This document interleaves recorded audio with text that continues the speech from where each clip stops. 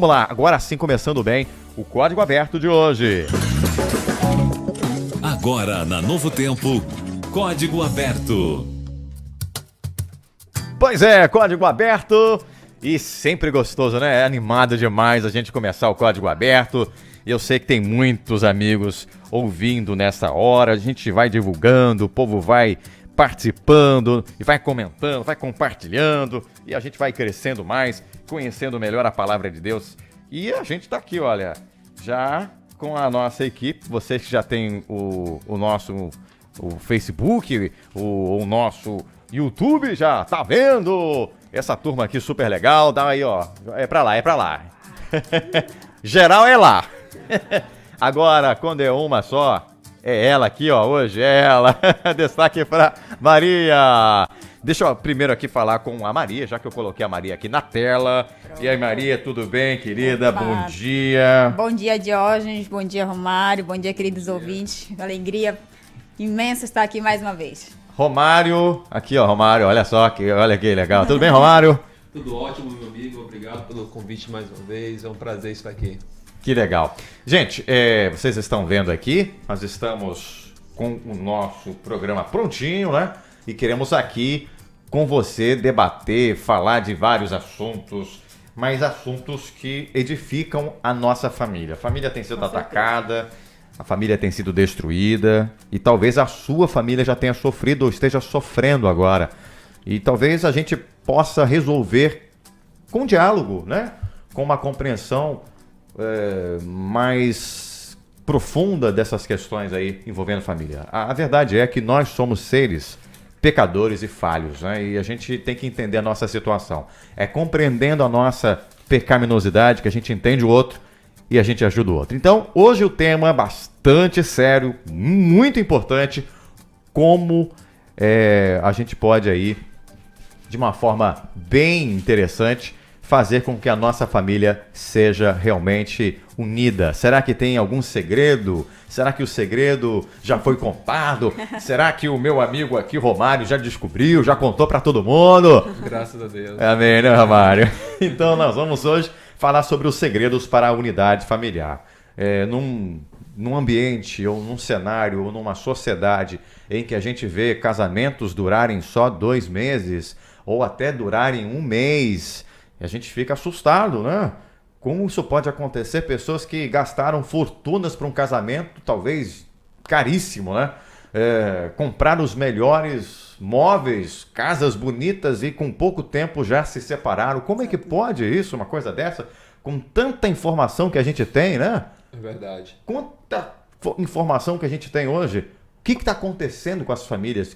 O que está acontecendo até com as pessoas de igrejas, né? Porque se fosse um problema só de pessoas fora da igreja, a gente até poderia entender, mas isso tem acontecido também no ambiente familiar, no cristão.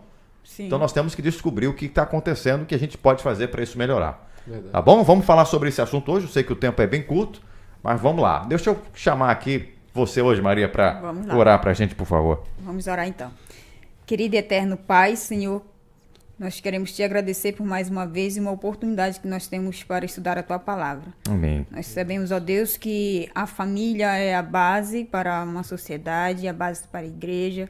E nós queremos, ó Deus, nesse momento, entender de maneira mais clara, mais objetiva, como o Senhor quer que nós nos relacionemos uns com os outros e principalmente como a nossa família esteja mais unida. Portanto, abençoa cada um de nós, nossos ouvintes também. Nós te oramos em nome de Jesus. Amém. Amém. Amém, Deus. Então vamos lá, vamos aproveitar aqui o nosso pouco tempo. Então vamos pegar aqui alguns pontos importantes. Eu falei no início para começar bem, né, destacando essa questão do problema, mas nós temos que entender uma coisa, Romário, é que nós vivemos numa sociedade que tem uma natureza caída, pecaminosa, Exatamente. e nós temos que viver a cada dia, um dia de cada vez, lutando contra as nossas tendências, porque tem horas em que a gente não tem tanta paciência e a gente fala o que a gente não quer e depois ouve o que a gente não quer. É bem por aí, né? É bem por aí. Você observa, por exemplo, nossa lição aqui, nosso guia, já começa com o texto de João. João, capítulo 17, verso 20 e 21. os amigos podem até acompanhar em casa, nós vamos ver que é uma oração de Jesus. E aqui nesses versos, Cristo mostra a sua preocupação para que os seus discípulos pudessem Deixa eu ter ajudar aqui. uma unidade, certo? Vivessem unidos. E a gente percebe pela Bíblia que, como você mencionou muito bem, nós temos uma natureza pecaminosa. E essa nossa natureza pecaminosa, ela acaba tornando difícil a unidade numa família. Então você mencionou, às vezes acontece de alguém falar o que não queria falar, ouvir, né, o que não gostaria de ouvir, e cria-se uma situação que é bastante chata. Então você observa que desde o início Cristo já se preocupava para que os seus discípulos tivessem essa unidade, vivessem unidos, né? Como ele e o Pai eram um, assim era o desejo dele que não só os 12 apóstolos, mas todos os que viessem a crer nele, e aí já está incluso a mim, Maria, você, nosso amigo ouvinte. Cristo também orou por nós, orou também para que pudéssemos viver unidos, unidos na igreja e unidos em casa. A nossa união em casa, ela reflete a nossa união na igreja. Se não conseguimos ser unidos em casa, viver uma unidade familiar em casa, dificilmente faremos na igreja. E o resultado nós vimos hoje, a sociedade, a igreja muitas vezes desunida, não há unidade porque não está acontecendo em casa. E tem uma coisa interessante aqui que eu acho que a gente pode pontuar, embora a gente não tenha, na lição, não tenha navegado muito bem nisso aí, Certo. é que nós vivemos, a gente vive num crescimento diário, né? A nossa mudança, ela é diária, Sim. o crescimento é constante. Não é porque você se batizou hoje que no mesmo instante você já é uma pessoa completamente mudada. Essa mudança ela é gradativa, ela é continuada, é contínua, e a cada dia a gente precisa conhecer mais de Deus. E quando isso acontece, a lição aí que ela entra, né? Ela diz que Cristo é o centro de tudo, Deve ser, né? ele deve ser o centro de tudo, e quando ele entra na nossa vida, a gente não faz aquilo que a gente fazia mais. A gente não mente mais, a gente não é mais egoísta, a gente não pensa só na gente, a gente pensa num todo. E essa unidade aí, a gente pode até pensar, mas essa unidade parece que é um pouquinho contraditória, porque você é de um jeito, a sua esposa é de um jeito, eu sou de um jeito, a minha esposa é de outro jeito. Nós somos diferentes, pessoas diferentes, mas essa unidade que Cristo quer fazer conosco é a unidade do amor. Do amor. O amor é a base de tudo. Entendeu? Não há divergência quando tem amor. Sim. Porque quando a gente ama o outro, a gente tem paciência com o outro. A gente tolera o outro. Exatamente. No texto que o Romário citou aqui, né, nós temos a oração aqui de Jesus, e ele fala aqui da unidade que entre ele e Deus, entre ele e nós, e entre nós, né, seres humanos, uns com os outros. E um ponto também muito importante aqui é que ele fala que o objetivo dessa unidade, o objetivo dessa união é para que o mundo creia que Jesus foi enviado por Deus. Então, olha a responsabilidade que nós temos, não só como indivíduo, mas como família, como igreja, né? Representar, fazer com que os outros creiam, acreditem que Jesus foi enviado pelo Pai. É interessante, né, Romário? Você é cristão e o seu vizinho não é, e ele olha o seu relacionamento com a sua esposa e com os filhos, e vocês brigando, degladiando um com o outro, ele fala, como é que eu vou ser Que tipo de dessa cristão é igreja? esse? Que cristão é esse, né? Exatamente. Aí- É por isso que Cristo diz, para que o mundo saiba que tu me enviaste. Sim, foi o que ela falou há pouco, né? Exatamente isso. Aí a gente entra nessa questão de que Cristo deve ser o centro para que haja uma unidade perfeita. E aqui no finalzinho da lição tem uma citação de Ellen White que diz: muito a boa. causa da divisão e discórdia na família e na igreja é a separação de Cristo. Então, ou seja, quando Cristo ele não se torna o centro, e como nós podemos tornar Cristo o centro da família na prática? Por exemplo, a minha família, ela faz o culto familiar. Nós, como família, unidos, tiramos tempo para orar a Deus, para estudar a Bíblia, para fazer o culto matinal, culto e tudo mais. Então, a gente se une para fazer isso? Não unimos. Então, corremos o risco de não termos uma unidade completa. Então, quando não tornamos Cristo o centro, as discussões, as contendas, as intrigas, isso acontece com mais frequência. Acontece primeiramente em casa e vai refletir na igreja, vai refletir na sociedade. E a gente pode até, de repente, chegar a uma conclusão, eu acho que é uma conclusão muito bem tirada, se hoje nós temos famílias que estão passando por muitos problemas, é porque está faltando isso que você falou. As pessoas não estão fazendo o culto, não estão dando prioridade para Deus. Muitos, infelizmente, são cristãos apenas na igreja, nos finais de semana, sendo que o final de semana não é suficiente para você ter uma comunhão com Deus. Ele não é o centro, não mora na sua casa, não é ele que lidera as coisas, né? Exatamente. Boas intenções, elas não nos transformam, né? Nós podemos apenas decidir, mas o que vai fazer a diferença é a partir do momento que nós colocamos em prática. Né?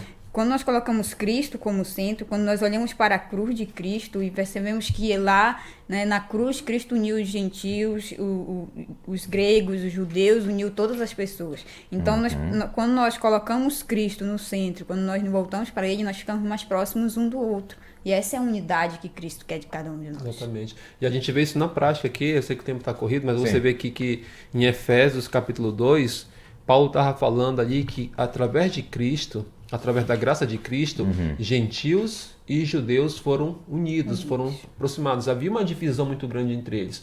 Então, se a graça de Cristo foi capaz de unir pessoas tão diferentes, derrubar barreiras, quebrar barreiras de separação, então esse mesmo poder hoje torna possível a unidade dentro de um lar. Mas para isso precisamos tirar tempo, precisamos fazer de Cristo o centro para que essa graça alcance a nossa família e torne essa unidade. Deixa eu fazer um comentário aqui. Isso não quer dizer, nós não estamos pregando e você não deve entender isso errado.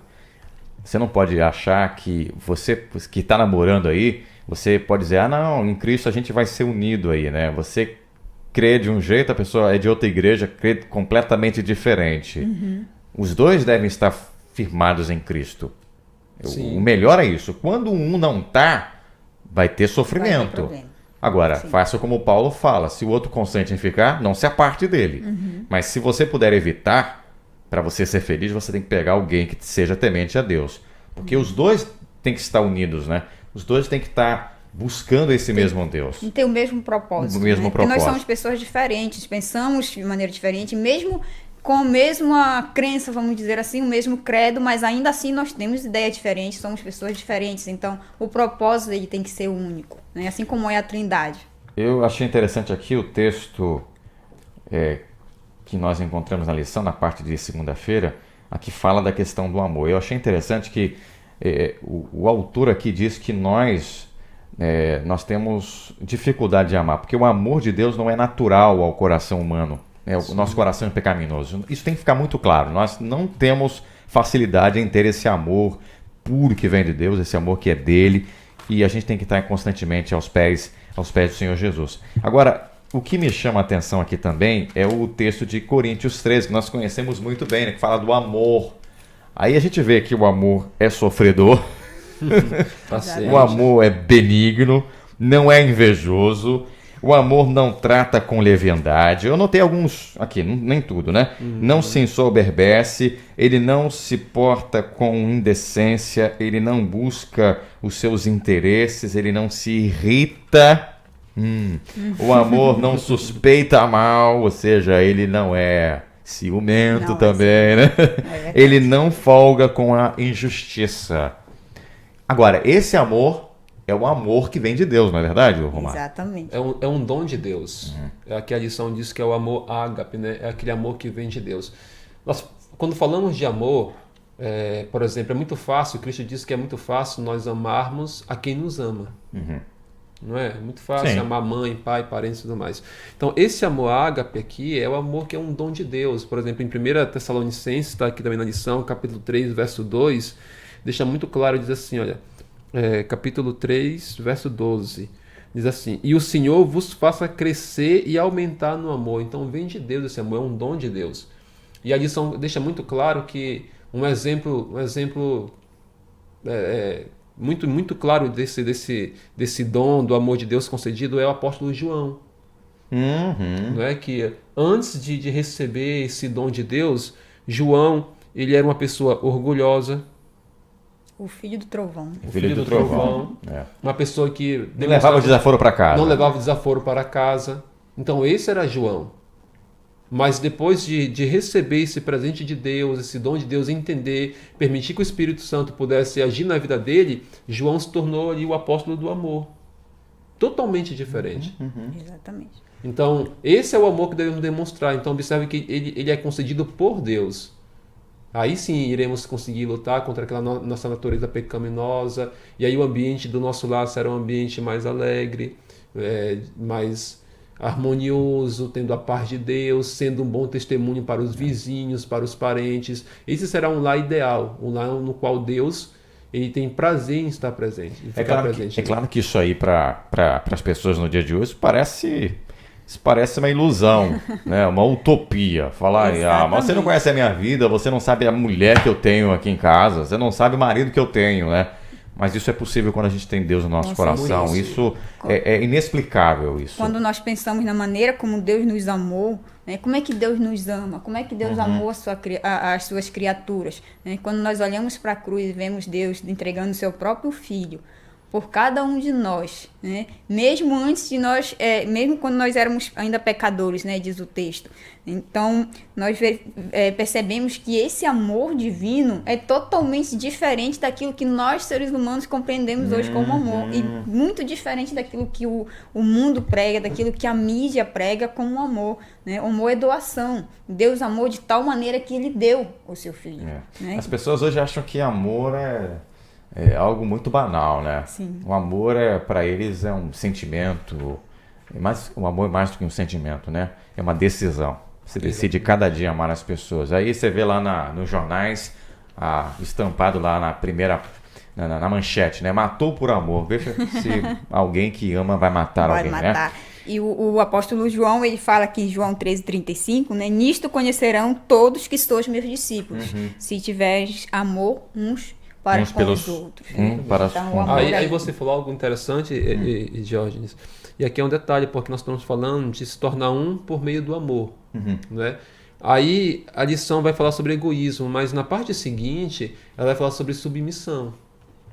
Então, ou seja, eu também tenho que dar um passo. Qual o passo? Entender que deve existir uma submissão. Vamos entrar nessa parte, que eu vou pular aqui a parte do egoísmo, porque eu acho que é muito fácil, a gente sabe que não pode. O egoísmo, gente, e o orgulho destroem, você sabe muito bem disso, né? Muita gente deixa de ter um casamento feliz porque só pensa em si, né? Não pensa no outro, não pensa em fazer o outro feliz, só quer receber e não quer dar. Isso realmente destrói. Agora, Jesus nos mostrou. Diga. Eu vou falar aqui da questão do egoísmo, porque tem um texto aqui fantástico, né, de Ellen White, que ela diz assim, que se o orgulho, é verdade. Se o orgulho e o egoísmo fossem postos de lado 5 minutos, bastariam para remover a maioria das dificuldades. Né? Então, quando a maioria dos problemas que nós encontramos, principalmente na família, né, é quando nós pensamos mais no eu. Né? O egoísmo... Falta a humildade dizer, olha, eu errei, deixa eu te ouvir aí, eu quero ouvir você. Então, quando existe um dominador, alguém que se acha mais importante, que acha que tem que ter mais privilégio, que tem mais autoridade, aí o egoísmo ele se torna, então, destruidor da família. É verdade. Impera o eu, né? Exatamente. Isso, né? O eu é realmente a destruição de muita gente. Agora, vamos pegar essa questão aqui da submissão, que esse aqui acho que teria que ter um programa só para isso aqui, só para esse tema, né? É verdade. Vamos tentar aqui em poucos minutinhos falar essa questão aí da submissão. Talvez muitos não tenham entendido a forma como o apóstolo Paulo ele vem descrever essa questão, porque ele coloca justamente as pessoas de maior poder social, que eram 3 aqui que ele apresenta, que eu percebi que são a esposa, na verdade o marido, o pai, os pais e os senhores, né? Sim. Ele coloca em segundo lugar, ele coloca em primeiro plano a esposa, os filhos e ali os escravos. Sim. E quando Paulo escreveu isso, eu penso que o povo lá de Éfeso ficou, o quê? Kuma? A questão da submissão é que nós a vemos de uma maneira negativa. Né? Alguém submisso a uma outra pessoa, tem alguém que domina e o outro que é dominado. Né? Mas a questão aqui da submissão, quando Paulo fala aqui em Efésios capítulo 5, ele fala aqui da submissão do homem que está submisso a Deus. Ele fala aqui que a esposa está submissa ao marido e fala da submissão dos filhos aos pais. Né? E essa submissão que Paulo fala aqui, né, nada mais é do que a obediência. né? Mas a obediência... Não aquela cega. Não a cega, mas a obediência de acordo com os princípios e com a vontade divina, né? Por isso ele diz aqui que o homem está submisso a Deus, a esposa está submissa ao marido, assim como a igreja está submissa a Cristo, né? E os filhos submissos ao pai. E essa também é uma questão de uma escolha, né? Voluntária. Deixa eu falar aqui, não sei se o Romário chegou também a pensar como eu, mas eu cheguei a uma conclusão aqui desse texto, trazendo para o lado da família, viu, Romário? Sim. Você imagina que você tem um casal completamente diferente. Eles não chegam a um acordo em um determinado assunto. E um tenta convencer o outro, e acaba usando palavras muito pesadas, e o outro também, para se defender, usa palavras pesadas. E essa pessoa chega uma hora que ela cai em si e diz, olha, não vale a pena eu ficar brigando com a pessoa em cima de assuntos que não acrescentam em nada. Ela pensa desse jeito, eu penso do outro, vamos deixar de lado. E ele se torna submisso, porque ele não quer mais forçar a pessoa a ser como ele. Se coloca de forma humilde. Ele se coloca de forma humilde. Tá bom, eu te aceito como você é. Isso é a submissão. Isso é a submissão. Enquanto um acha que tem autoridade sobre o outro, ele sempre vai considerar que ele está certo. E nunca ele vai se colocar dessa forma humilde. Então, submissão é se colocar de forma humilde diante da outra pessoa, igual você deu um exemplo muito claro, mas isso de forma voluntária. E ali, então, muitos dos problemas familiares cessariam também. O problema é quando os dois querem ser autoridades. Olha, eu estou certo, eu sou a autoridade, você está errado, então isso nunca vai dar certo. Exatamente. E os problemas acontecem. É o oposto do egoísmo, né? Exatamente. Que nós falamos ainda há pouco. Alguns pegam esse texto aí e tentam ser um pouquinho mais machistas, né? Dizendo que a mulher tem que obedecer o marido e tal. Claro que ela tem que obedecer, mas se você olhar o contexto, Jesus fala assim, maridos, amai as vossas esposas como Cristo amou a sua igreja. Exatamente. E deu a sua vida por ela. Então a esposa ela é submissa ao marido por amor, porque ele é bom para ela, porque ele a trata bem, cuida dela, protege. E ao mesmo tempo aquele que ama e protege jamais vai ser aquele autoritário, aquele que força, que destrói, né? Que pisa. Exatamente. Ele cuida. E você ele tem protege. que dar sua vida por ela, né? Exatamente. E maridos, vocês estão dispostos, né? A dar a vida pela esposa? No namoro até que está bom, acho que, né? Mas vamos lá aqui, porque nós temos que encerrar falando agora dessa questão aqui. Eu não sei se vocês pegaram, eu resumi, eu coloquei uma frase aqui. Eu coloquei assim, família que ama, cuida. Com certeza. Exatamente. Né? Não adianta nós ficarmos apenas em teorias. Né? O segredo, falamos aqui de segredos, de teorias, de coisas que nós podemos fazer para melhorar o relacionamento em casa, na família, mas se nós ficarmos apenas no conhecimento, isso nada vai adiantar. Né? A prática é que vai fazer a diferença. Se nós não colocarmos em prática o que nós aprendemos, o que nós conhecemos, se nós não decidirmos mudarmos, né, mudar a nós mesmos, nós não vamos mudar a ninguém. O outro não vai mudar, você vai ficar só querendo apontar o outro. Exatamente. Deus foi quem constituiu a família. Ele constitui, mas quem cuida somos nós, né? Passamos a cuidar,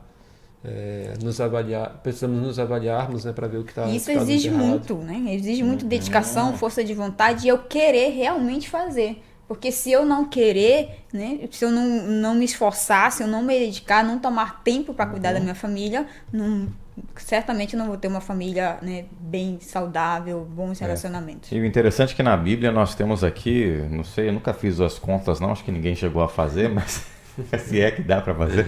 Mas nós temos aí uma quantidade muito absurda de erros, assim, né, de pessoas, famílias, não erros bíblicos, tá? Não me interpretem mal. Pessoas erradas, né? A Bíblia registra mais pessoas erradas, pecadoras, do que pessoas que foram realmente fiéis a Deus, né? Poucos são os personagens em que a Bíblia não relata nenhuma falha familiar, né? A gente poderia citar poucos aqui, de repente a gente poderia citar Daniel, mas mesmo assim era um homem falho, pecador, mas a grande quantidade que nós temos aqui de histórias de famílias eram de famílias problemáticas, mas que foram, muitas delas, restauradas, transformadas. E se elas foram, a nossa também pode ser. Também pode né? ser. Talvez você tenha vindo de uma família problemática, muito difícil, e você hoje está repetindo essa história, né? Mas isso não quer dizer que você precise continuar assim. Você pode, com a ajuda de Deus, tendo Jesus como centro, como nós falamos aqui, Exatamente. orando, ouvindo, conversando, dialogando, amando de verdade, você pode mudar a história e você vai ver como as coisas vão mudar na sua vida. A esperança para nossa família, né? Sem dúvida. Gente, acho que é isso aí, né? Quer saber mais? Quer conhecer mais? Então vamos fazer o seguinte, procurem aí, ó. O Romário vai estar em qual igreja, Romário? Fala aí. Na igreja de Machado de Assis. É a igreja que ele É a frequenta. igreja que eu frequento. Ele é professor lá? Professor de escola Qual é a sabatina. classe lá? Jovens. De jovens. Olha só, ela lida com os jovens, meu. Então, se você tem aí até os 100 anos, não, né? Se bem que lá não é assim, tem uma certa idade, você pode ir lá. Eu acho que você também deve ser professora lá, né, não? Sim, também da classe de jovens. Olha só. Só eu que não sou dos jovens, que eu já passei dos 40. Mas se você quiser ir na minha classe 4, eu falo que é a classe mais bonita lá, tirando eu, é claro. Né? Vamos orar, Romário, por favor, Vamos termina orar. pra gente. Deus eterno, como é bom estudar a tua palavra Amém, e, Senhor. acima de tudo, entender que há esperança para a nossa família. Sabemos que teu grande desejo é que as famílias possam ser unidas, testemunhando, vivendo o amor na prática. Infelizmente, algumas, ó Pai, não estão nesse nível, não estão nessa condição, mas sabemos que a tua graça é poderosa para nos transformar. Por esse motivo, pedimos que abençoe a cada família, as pessoas que estão nesse momento nos ouvindo, quem sabe estão com as famílias ali, passando por crise na família, mas que o teu poder, a tua graça possa trazer a paz, o amor que eles estão precisando. Amém, Senhor. Continue conosco em todo este dia, oramos em nome de Jesus. Amém. Amém. Muito bem, gostei demais. Acho que você também gostou, né? Quem quiser aí, Bom demais. compartilhar, nos ajude, né? A gente quer que você compartilhe aí no nosso YouTube. A gente quer que mais pessoas sejam beneficiadas aí, abençoadas com esse nosso papo aí. Então, na próxima sexta-feira, não é feriado não, né, gente? Não. Eu acho que feriado vai demorar muito para chegar. Então, ainda bem que tem sexta aí o nosso código. Grande abraço para você, até semana que vem, se Deus quiser. Agora na Novo Tempo, Código Aberto. Você ouviu na Rádio Novo Tempo, Código Aberto.